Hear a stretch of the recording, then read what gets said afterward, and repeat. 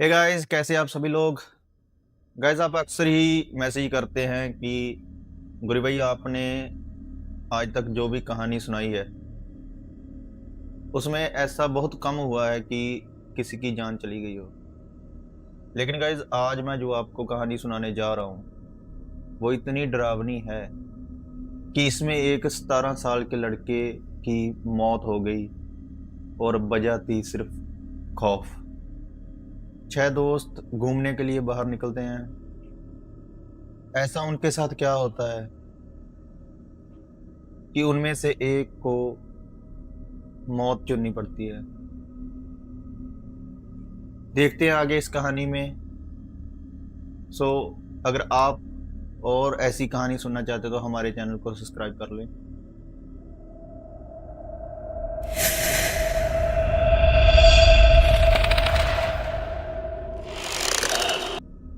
कुछ दोस्त बैठे बातें कर रहे हैं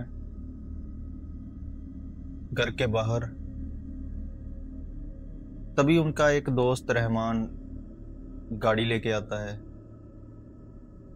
इनोवा, जो कि उसने अभी खरीदी थी।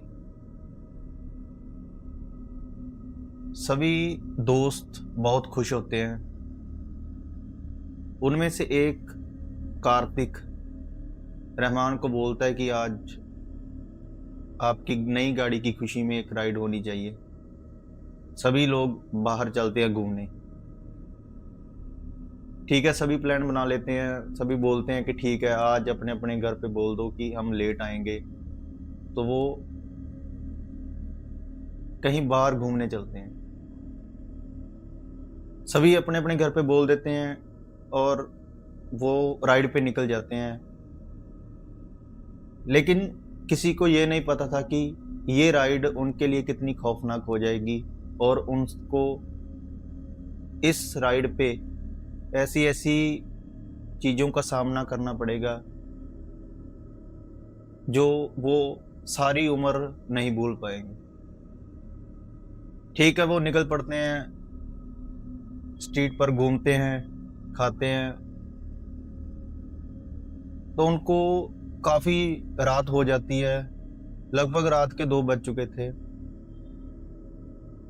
उनमें से फिर दोस्त बोलते हैं कि हमने इतनी देर तो नहीं बोली थी घर वालों को, तो हमें जल्दी चलना पड़ेगा और हमें यहाँ से निकलना होगा। रहमान गाड़ी चलाता है। गाइस, ठंड का मौसम था, फॉग पड़ रही थी, विजिबिलिटी बहुत कम थी। रहमान गाड़ी चलाता है और सभी दोस्त वहाँ से निकल पड़ते हैं। रास्ते पे कुछ दिखाई नहीं दे रहा था, सिर्फ ऐसा लग रहा था कि बस गाड़ी चल रही है। रोड पे कोई और व्हीकल नहीं था क्योंकि रात बहुत थी, लगभग 2 बज चुके थे। सभी खुश थे, बातें कर रहे थे। तभी देखते हैं कि गाड़ी की जो लाइट है वो ऑन ऑफ हो जा रही है। बार बार जब ऑन ऑफ होती है तो रहमान थोड़ा परेशान हो जाता है और सभी जो दोस्त हैं वो बातें कर रहे थे। उनको कोई पता नहीं था कि क्या हो रहा है। लेकिन रहमान को ये थोड़ा अच्छा नहीं लगा। गाड़ी अभी बिल्कुल ब्रांड न्यू थी, अभी ही स्टोर से निकाली थी, तो ऐसा होना उसे कुछ सही नहीं लगा। ऐसा ही चलता है और वो धीरे धीरे गाड़ी चलाने लगता है। तभी गाड़ी बंद होने लगती है। वो फिर स्टार्ट करता है, स्टार्ट होती है लेकिन फिर बंद हो जाती है। ये देख के रहमान थोड़ा परेशान हो जाता है। वो सोचने लगता है कि ऐसा कैसे हो सकता है। सभी दोस्त उससे कहते हैं कि हमें जल्दी घर जाना है, टाइम बहुत हो चुका है, हमने इतनी देर के लिए घर वालों को नहीं बोला।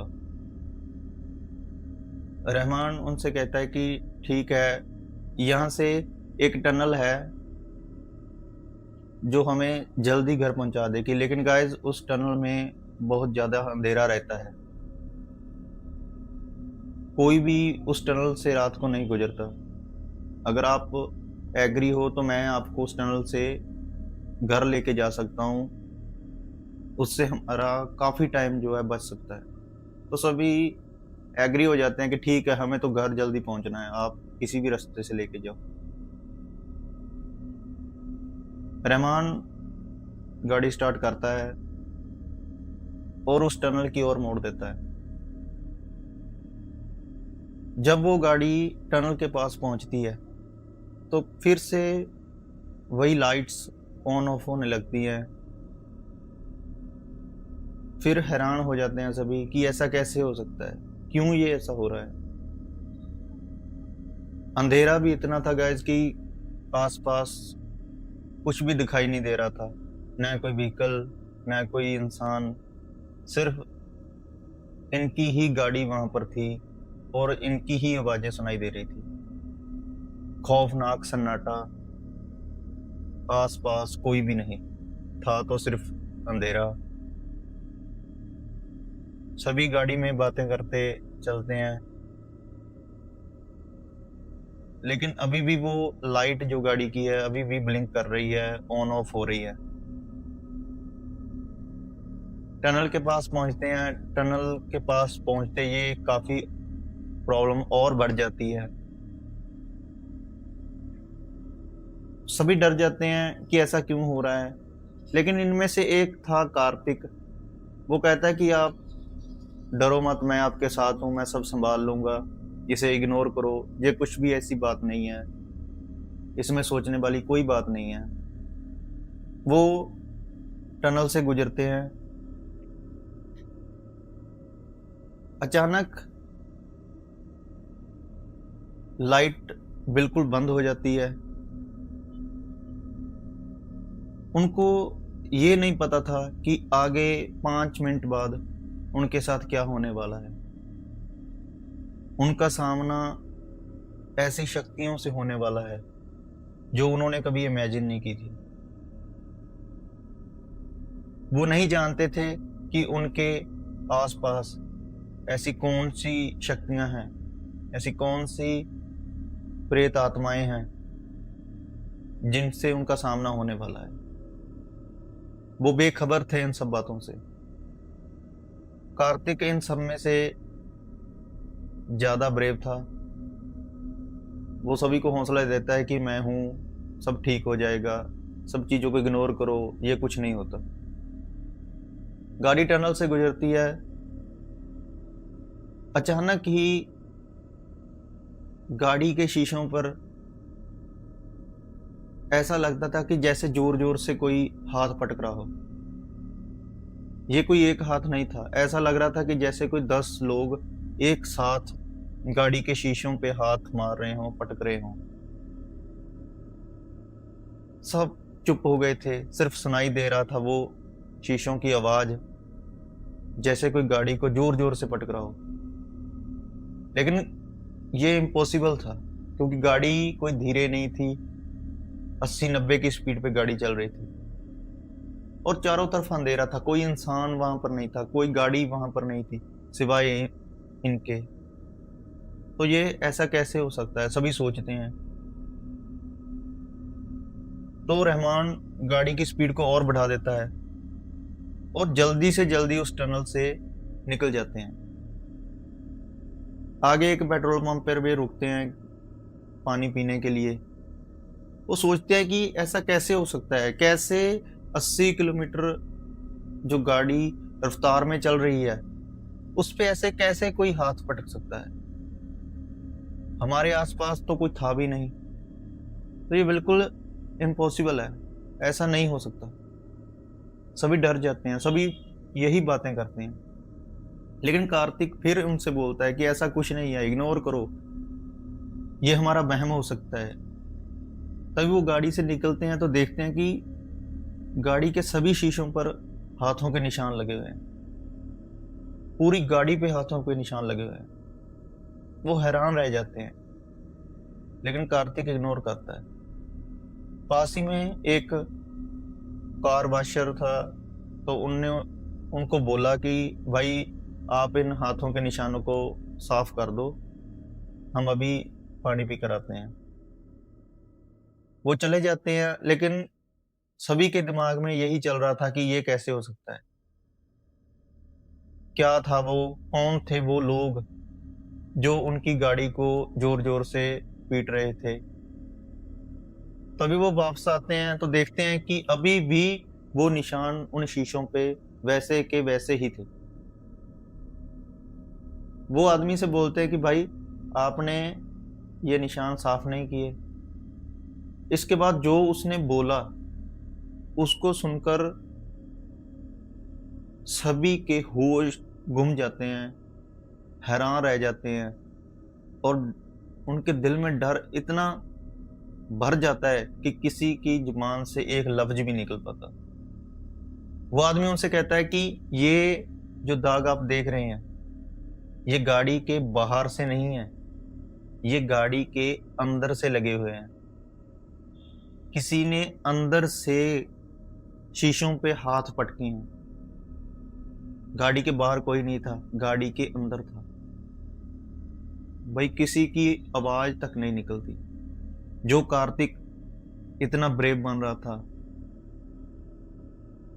जब वो ये सुनता है कि गाड़ी के अंदर से शीशों को पटका गया है तो गाइस इमीडिएटली उसको हार्ट अटैक आ जाता है।